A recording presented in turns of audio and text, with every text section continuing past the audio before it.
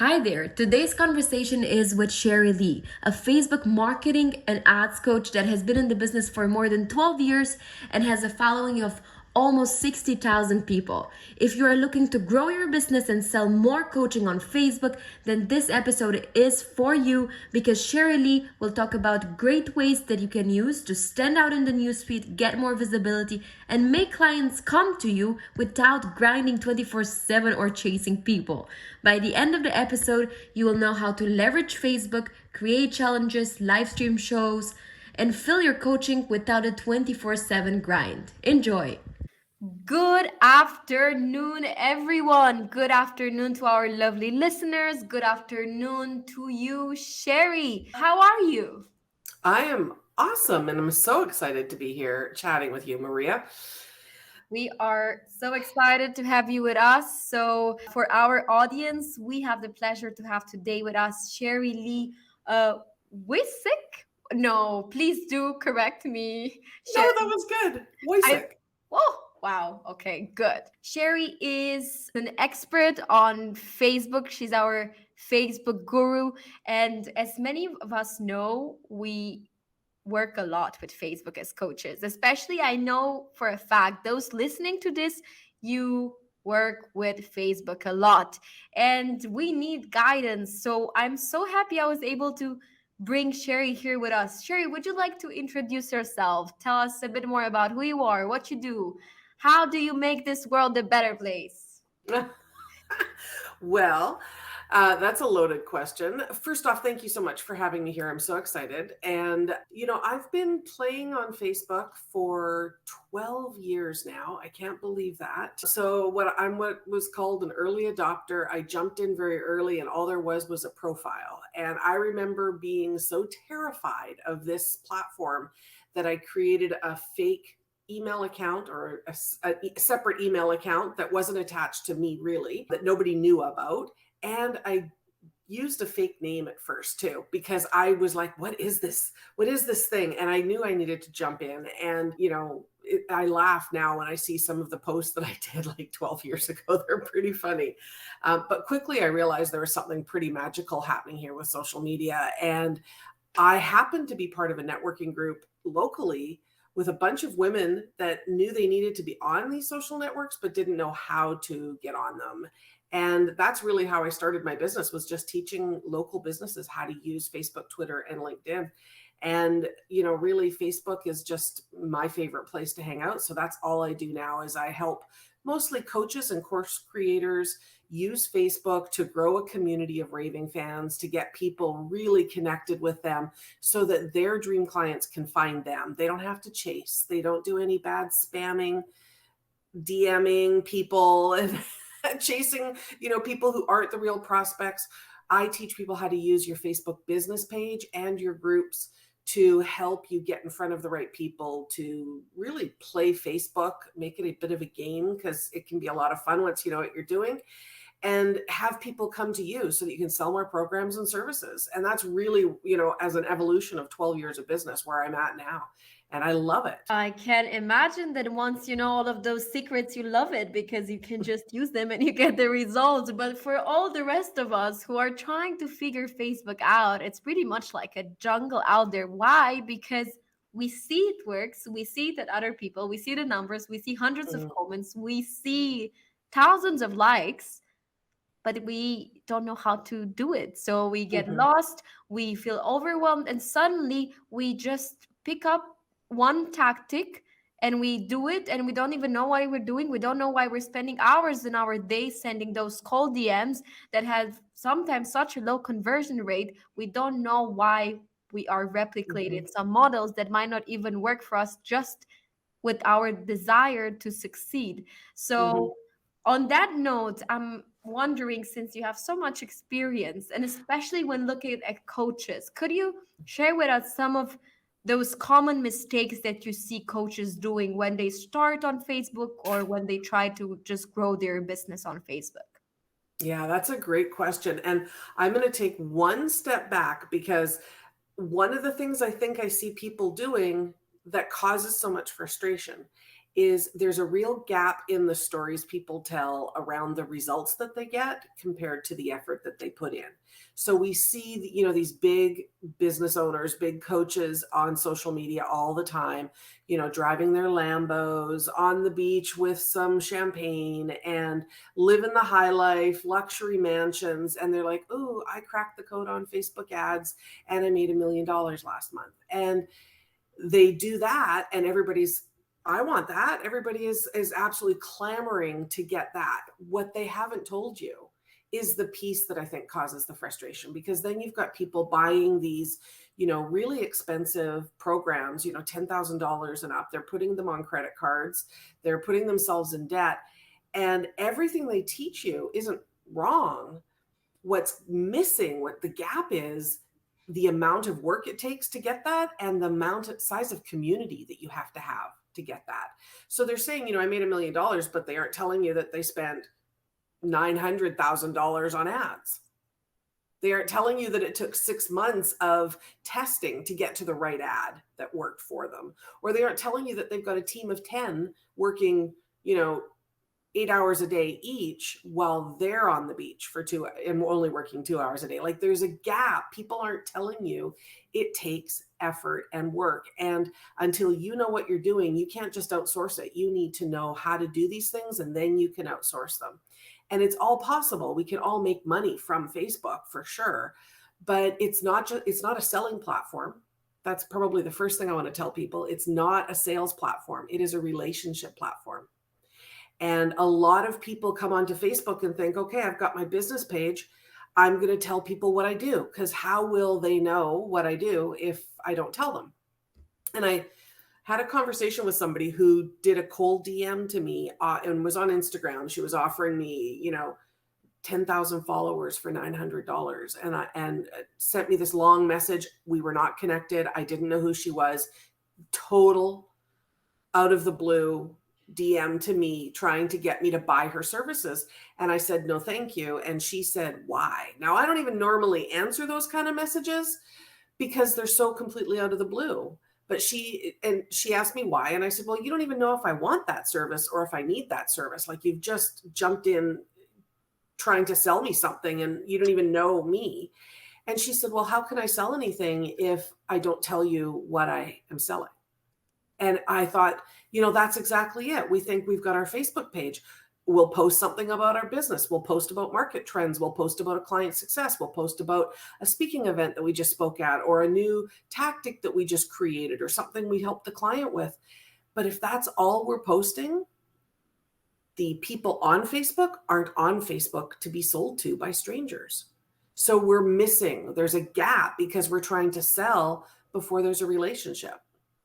And we aren't understanding what Facebook needs from us, what Facebook wants from us. And most people think, Facebook doesn't need anything from me. Why would I do anything for Facebook? But hey, honestly, it's Facebook's sandbox. So if you can come and play in the sandbox for free and make money, why would you not follow their rules? The problem is a lot of people don't know their rules. So number one, this isn't all about you promoting you all the time. You need to get in front of people and build relationships with them, not with cold DMs that are promotional, but by actually learning about them. And then you have to understand what Facebook wants. You have to know how to play the algorithm so that it works in your favor, because that's probably the biggest complaint I get is, what's the point of posting on my business page? Nobody sees it anyways.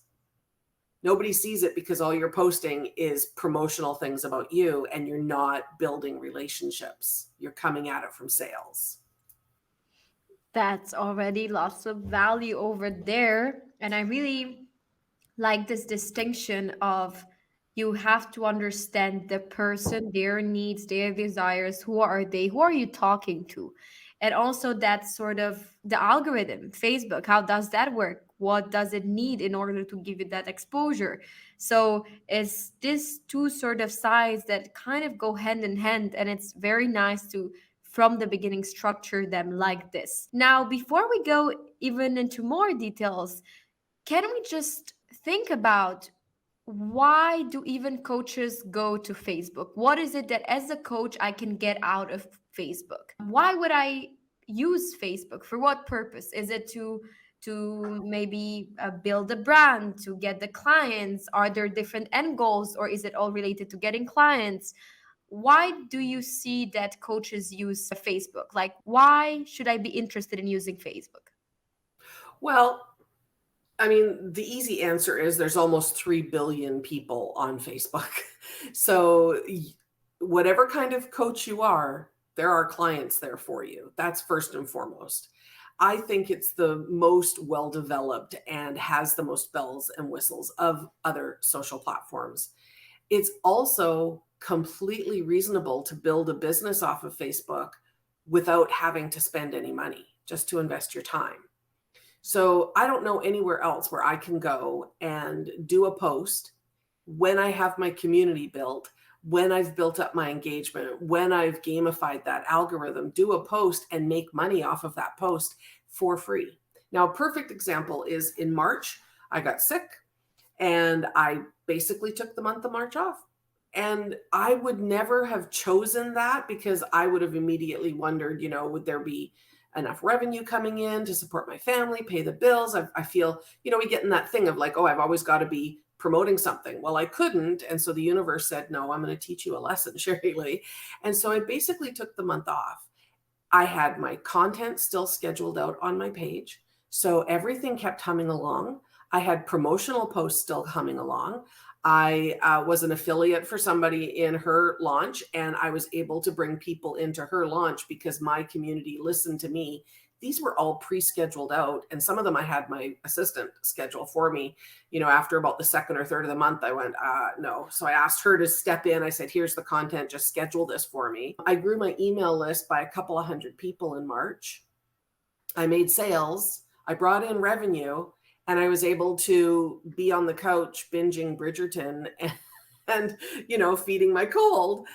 And that all happened because I already had the system in place, because I already was engaging people. I already had a community. My business page has got 50,000 people liking it. My Facebook group has got 5,500 people in it. These people already know that I know what I'm talking about. They've already gotten training from me. They already know me. I've already served them on a very high level. But all I had to do was put out a post and say, I'm inviting you to this. And I made sales. And I didn't even have to put that post out. That's why we need to be on Facebook. But we have to understand how to make it happen. It's not going to happen if you start your page and you've got less than 1,000 people liking it and you do a post, buy this. Nobody knows you. Why would they buy it from anything from you? They don't know you yet. And that's your job to build that relationship with those people. Got it. Some fairly good reasons to be on Facebook indeed. Awesome. Then I would say let's just get straight into it. And let me ask you, how can I get leads from Facebook without ads if no one even sees my posts? That's a big one. That's a big one. And I love leads without ads personally. I have a client of mine that I'm working with right now in my laser coaching package. And she came to a call and said, I just got 27 leads in the last 16 days without ad spend. Now, 27 leads, is that going to build a massive business? Not by itself, but it's the start. If she does that every 16 days, that's a heck of a lot of leads at the end of the year. And I'm not a mathematician. I don't know how many numbers that would be. But all she did was implemented the systems that I taught her to implement. And because she did that, people knew her and wanted what she was offering them. So the key to everything on Facebook is visibility. And with, over almost 3 billion people on the platform, it's massive. Over 60 million business pages on Facebook. It's really a high volume platform. So for example, if you liked 100 pages and had a couple of thousand friends, and Facebook showed you every piece of content they created, and they all created one piece of content a day, all you would do is sit and look at content. You'd never actually get anything else accomplished. We've got to find a way to stand out in the newsfeed, and we've got to find a way to make sure that we are connecting with the right people. Now that comes down to that clarity on who you're helping and what you're helping them achieve, what the transformation is, and what they need from you. Not what you think they need, but what they really need. And sometimes we have to give them what they want in order to give them what they need, right? Sometimes it's a bit of a game that we have to play around that. So, like, as I said, when you are using Facebook, you can't just post about yourself because it's supposed to be a two-way communication. If all I did was post from my business page, buy this, buy this, buy this, buy this, people would start ignoring my posts and scrolling by. Now, Facebook wants us to help them keep people having fun and being on Facebook.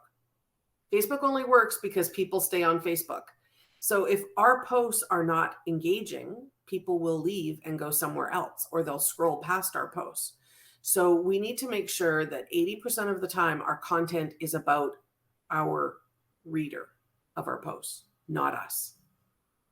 Their questions, their inspiration, their fun, their light. People want to go heavy and deep right away, and we can't do that. We have to keep it at a high level because people are not there to be sold to. So we get a lot of engagement with this fun, engaging type of content. Then 20% of the time we can step into promoting ourselves. And now, because of our engaging content, Facebook will show our promotional content to more people. You got it. So we have to play the game with Facebook and give Facebook what it wants, give the reader what it wants so that we can get what we want. Now, getting leads without ads, build up your engagement and have your content going out. I have something engaging going out every day. And when I say something engaging, I mean something directed to get the reader to comment, like, comment, or share. That's my goal. Every day I have a piece that goes out and does that. It might be a question. How long have you been a parent? What has that got to do with my business? Nothing, except I tend to work with a lot of women who are parents. So if I got 50 people to say, I've been a parent for this long, wouldn't that help me identify possible prospects down the road? So I do engaging every day, and then once a week, do a Facebook Live. Take one of your lead magnets that you have. I've got 10 different lead magnets that I rotate through that solve one big problem. So for an example, I have a lead magnet that's the Ultimate Facebook Ads Template and Workbook. And in that template, in that workbook, I teach people how to write high converting copy in their ads and how to select scroll stopping images for their ads. So if I just talked about images on my Facebook Live, my engagement brings more people to me, and it gets Facebook to show my Facebook Live to more people. Facebook loves lives already, so that's going to get more reach right away. I'm going to get more eyes on my video. I'm going to talk about how to select scroll stopping images, and then I'm going to invite people to claim the full lead magnet. I'm going to tell them this isn't everything that's in this gift. Would you like the rest of it? And then I direct people to the landing page where they claim the freebie. Now, I started doing this technique in like 2017. And one of the first ones I did, I think it was 25 questions to ask on your page for great engagement. And I did a video about it in 2017.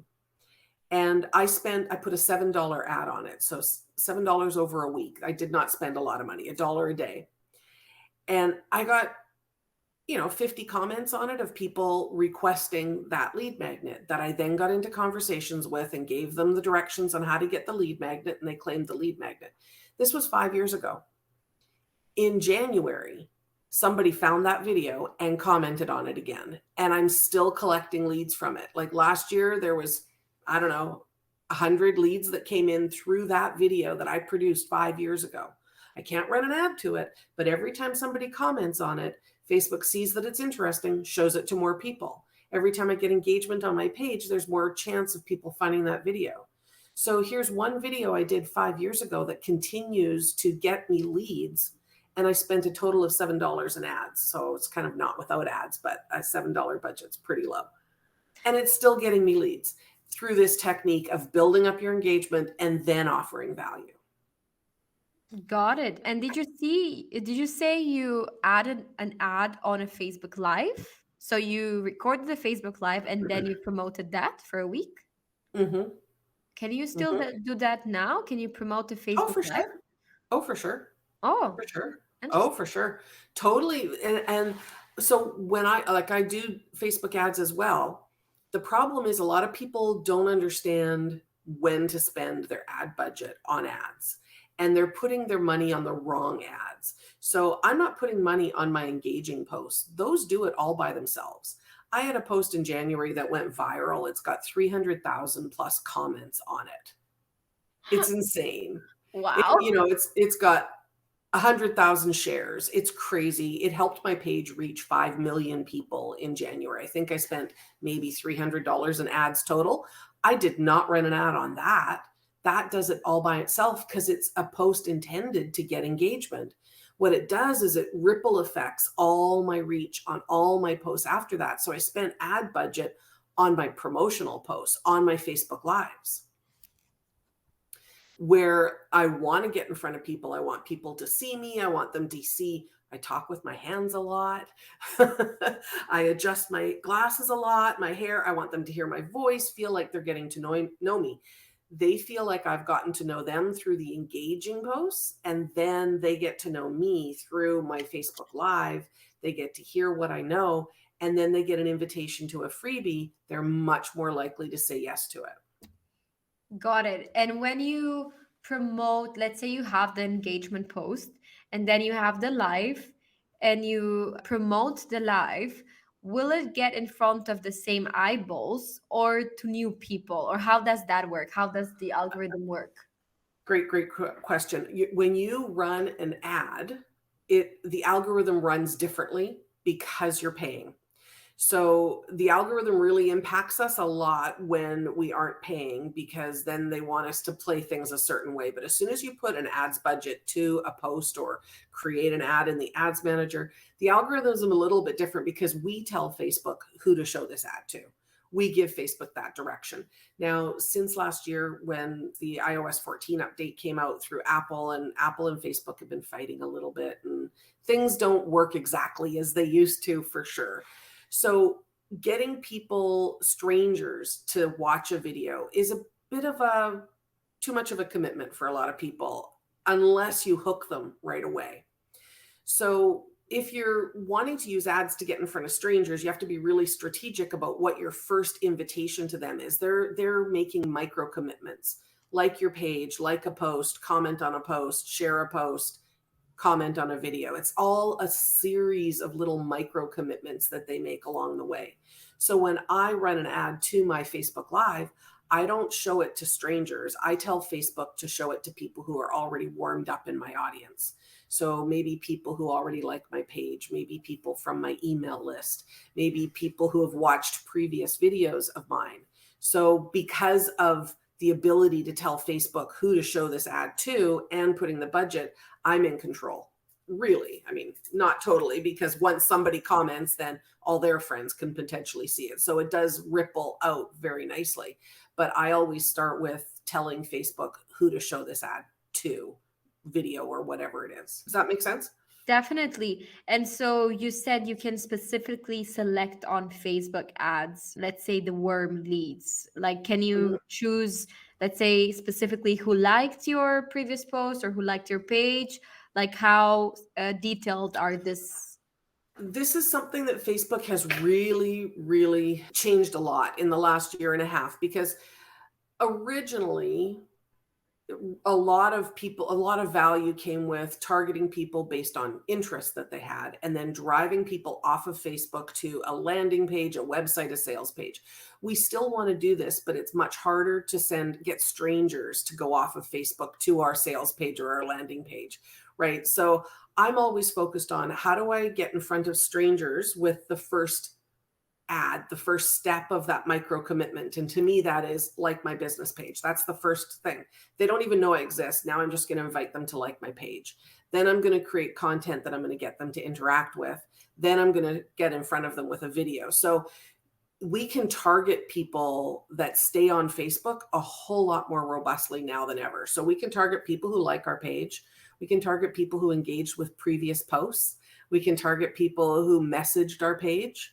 We can target people who have engaged with an ad.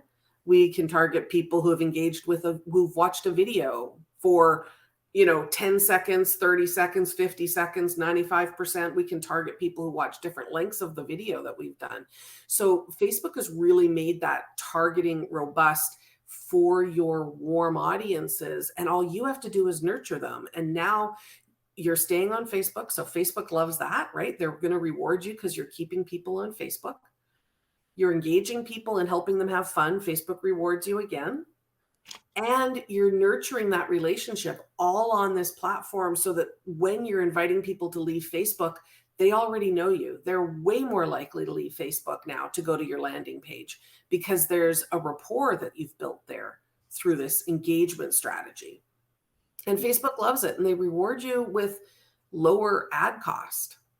And that's the piece I really love, lower ad cost and more reach. Because if you have interaction on your video and then you run an ad to that video, the interaction will make the video reach more people, which means it'll cost you less to get the engagement that you want on the video. I've got a client right now in my Business Builders Club who's been doing this strategy now since December. She's had an ad running since December. That's a long time for a Facebook ad to be working. Usually they don't work that long and you have to start over again. She's low budget, $5 a day she's spending. She's not breaking the bank here. This is what she can afford. Since December 1st, she has had 217 new leads come into her email list from this one ad, and she's paying $3 or less per lead. These are all real prospects that are claiming this freebie. She's watching, they're actually downloading it. It's a meditation that she's giving them. And she's built her list hugely from, basically 0 to over 200 in just a few months. Very low spend, $5 a day. And they're all opening her emails. Her open rate is huge. It's like 50%. They're highly warmed up. They're real prospects. They're people who are eager to know more about her and have them help her at a very low ad cost. You ask anybody else what leads are costing on Facebook these days, they're going to tell you $10 to $15 per lead, depending on what you're offering. She's getting them for $3 because she has warmed up her audience before she invited them to do this. And how did she do this? Just by offering that freebie where she got that email from them? Is this? That's how she created an ad that promotes her freebie. People click on the link, they go to her landing page and fill out the information and goes into her email list. However, it's who she targets that's the key, right? And it's about that engagement beforehand. It's about getting that visibility. It's about playing that algorithm so that she is showing up to the right people with her ad and with her other posts. It's all part of the process. Got it. And you mentioned previously those micro actions that you're doing. Could you tell us a bit about how you do it? Because you said maybe you invite them to like your Facebook page.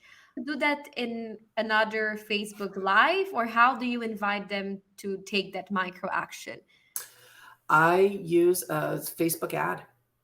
Facebook ad is very simple, very low cost, and I'm getting people to like my page, and it's costing me about 10 cents per like. But they're very targeted. They're exactly who I want. They're entrepreneurs, they're coaches. They follow, they follow other coaches. They talk about the things that I'm interested in. So the first thing I get them to do is like my page. And then once they've liked my page, now I'm going to make sure they're seeing this engaging content. Then I'm going to make sure that my Facebook Live gets in front of them. And in the Facebook Live, I've got a call to action. And then I might supplement that Facebook Live with an ad directly to the same lead magnet that I'm offering in the Facebook Live that shows up to them. So repetition is the key.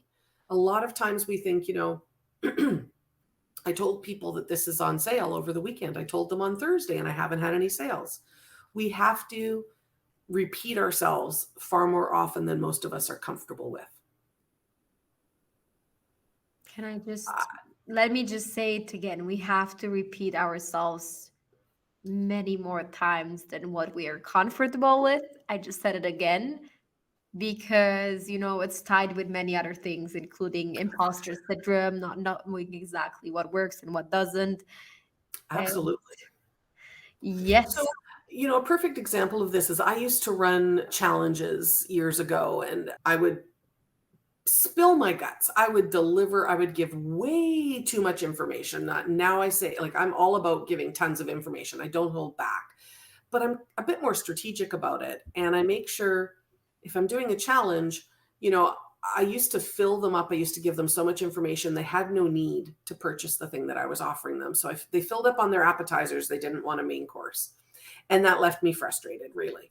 But I would run this challenge and I wouldn't even invite them to the paid thing until the last minute of the last day. And I would be doing a live or a video. And in the last 10, 15 minutes, I would then say, here's what's next. Here's what I'm inviting you to. Here's how much it costs. Here's what you get. Here's the benefits. Okay, thanks a lot. Have a great weekend. See you. And that would be the end of it. And I'd wonder why I didn't make any sales.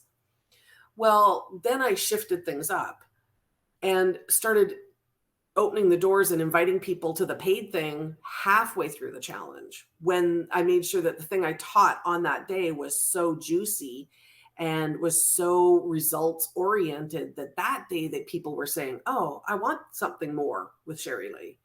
And so then I would invite them to the program. And then I repeated it.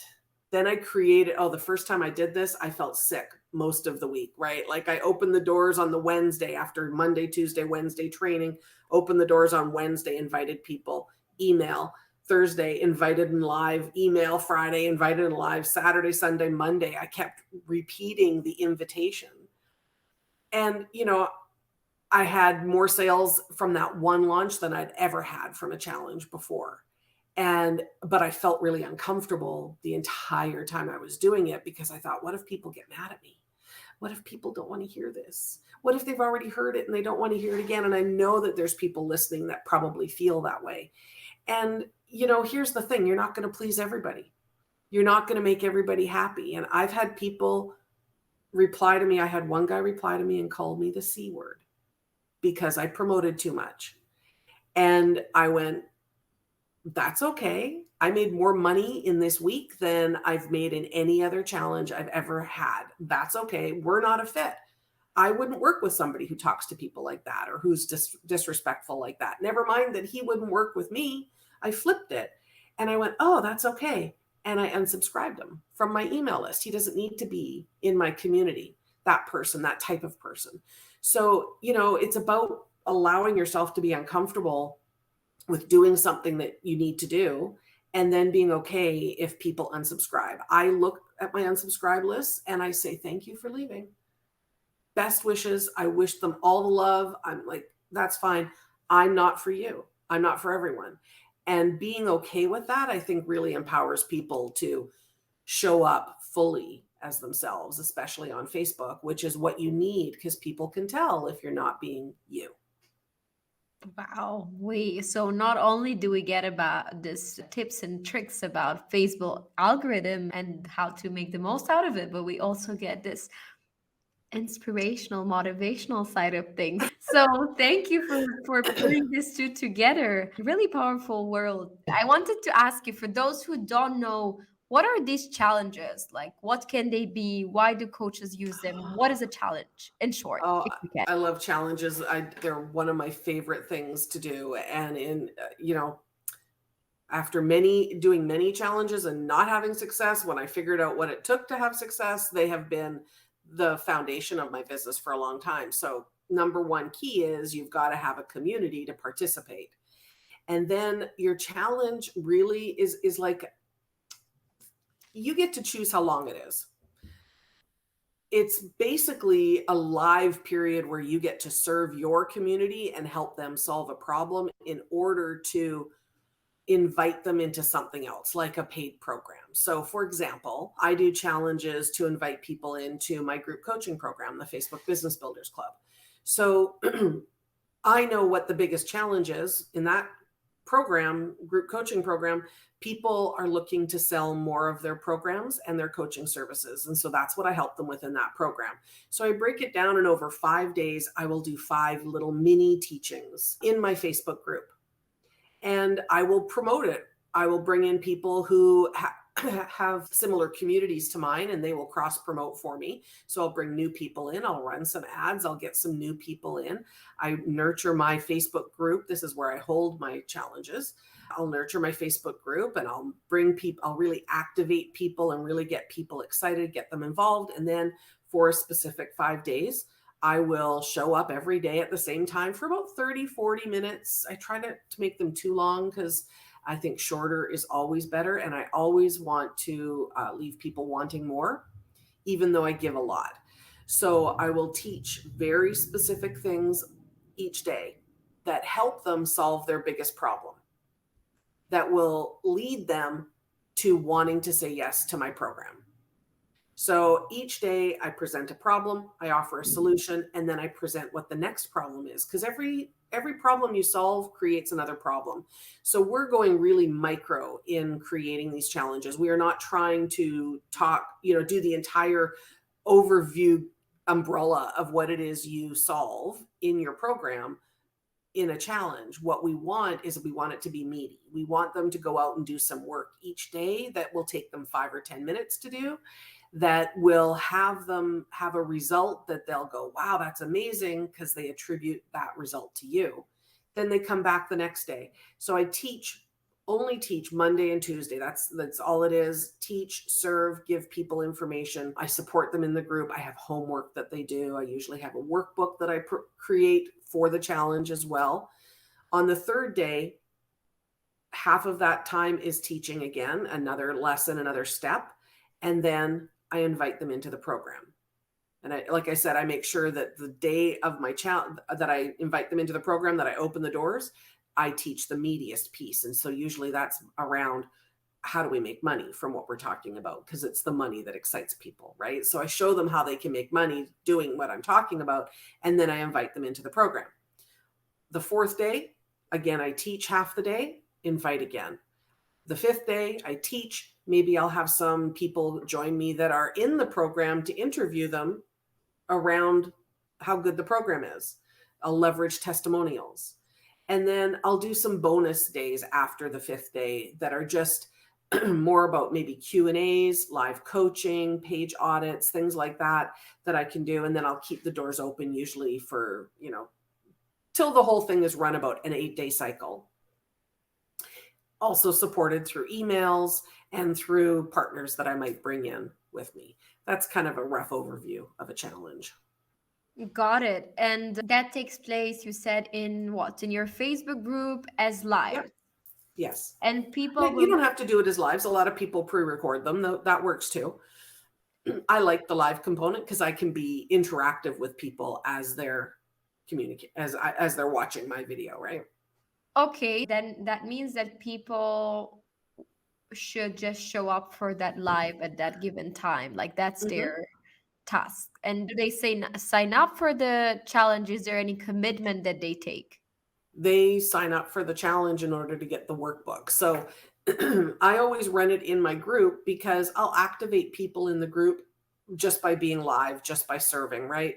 And so people will have been in the group for a long time. They might see these lives, they might catch the second day and then go, oh, I want to watch the first day.